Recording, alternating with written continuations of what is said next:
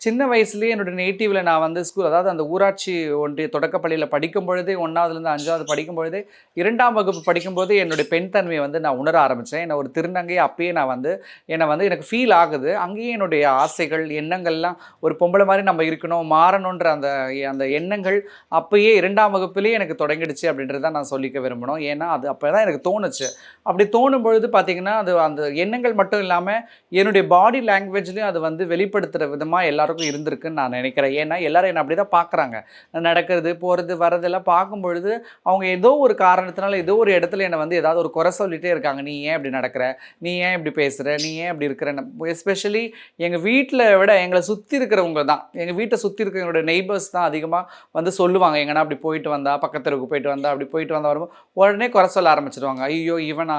ஏன் இவன் இப்படி இருக்கிறான்? ஏய் என்ன கூப்பிடுறதே நம்ம நார்மலா போனா, ஏய் பொட்ட, ஏய் 9 அப்படின்னு சொல்லி அந்த எண்களுடைய பெயர்கள வச்சு இந்த மாரி கேவலமான வார்த்தைகளை எல்லாம் நெறைய பேர் என்ன பண்ணுவாங்கன்னா, யூஸ் பண்ணி கூப்பிடுறது ரொம்ப கஷ்டமா இருக்கும்.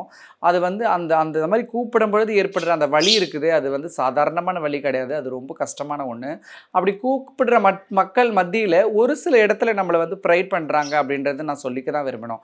ஏன்னா, அது வந்து எஜுகேஷன். அதாவது என்ன வந்து இந்த மாரி நான் ஒரு திருநங்கையா இருக்கிறது ஒரு குறையா நெனச்சு என்னுடைய ஆட்டிட்யூட், என்னுடைய பாடி லாங்குவேஜ் வச்சு சொல்றவங்க, எஜுகேஷன் வரும்பொழுது அத வந்து அவங்க எல்லாருமே என்ன ப்ரைட் பண்ண தான் ஆரம்பிச்சாங்க. அப்ப நான் வந்து சூஸ் பண்ணேன். ஏதோ ஒரு இடத்துல நம்மளுக்கு இம்பார்ட்டன்ட் குடுத்து, நம்மள வந்து வேற மாரி நெனைக்கிறாங்க அப்படின்றத நான் ரொம்ப ஆணித்தரமா புரிஞ்சுக்கிட்டேன். அதனால தான் ஐ ஸ்டார்ட்டட் ஃபோக்கஸிங் ஆன் எஜுகேஷன். அதனால தான் அதுக்கப்புறம் அதுக்கு இம்பார்ட்டன்ட் குடுத்து, நம்ம எஜுகேஷன் நல்லா புடிச்சுக்கிட்டோம்னா, இப்படி நம்மள இந்த இந்த விதமான ஒரு கேரக்டர்னால, இந்த மாதிரியான ஒரு தன்மையினால நம்மள ஏளனமா கேலி கிண்டல் பண்றவங்க ஒரு இடத்துல ப்ரைட் பண்றாங்கன்றத ஸ்ட்ராங் பண்ணிக்கணுன்றதுக்காக தான் ரொம்ப ஆணித்தரமா என்னுடைய எஜுகேஷனுக்கு நான் இம்பார்ட்டன்ட் குடுக்க ஆரம்பிச்சேன். அதுக்கப்புறம் 10த் எல்லாம் படிக்கும்போது நல்லா ஸ்ட்ராங்கா ஒரு கோலை நான் முடிவு பண்ணிக்கிட்டேன். என்னன்னா, கண்டிப்பா நம்ம ஆங்கிலத் துறையில முதல் பேராசிரியரா இந்திய அளவுல ஆகணும் அப்படின்றதையும், நான் கண்டிப்பா நம்ம ஆங்கிலத் துறையில பிஹெச்டி முடிக்கணுன்றதையும் ஒரு லட்சியமா நான் வந்து 12வது படிக்கும்போது டிபார்ட்மெண்ட்ட வந்து சூஸ் பண்ணிக்கிட்டேன். ஏன்னா 12ல நான் ரொம்ப கம்மியான மார்க் எடுத்தேன். 108 மார்க் தான் இங்கிலீஷ்ல. ஆனா கிளாஸ் ஃபர்ஸ்ட்டு மார்க் அதிகம். டோட்டல் மார்க் அதிகம். இங்கிலீஷ்ல ரொம்ப கம்மியான மார்க்கு.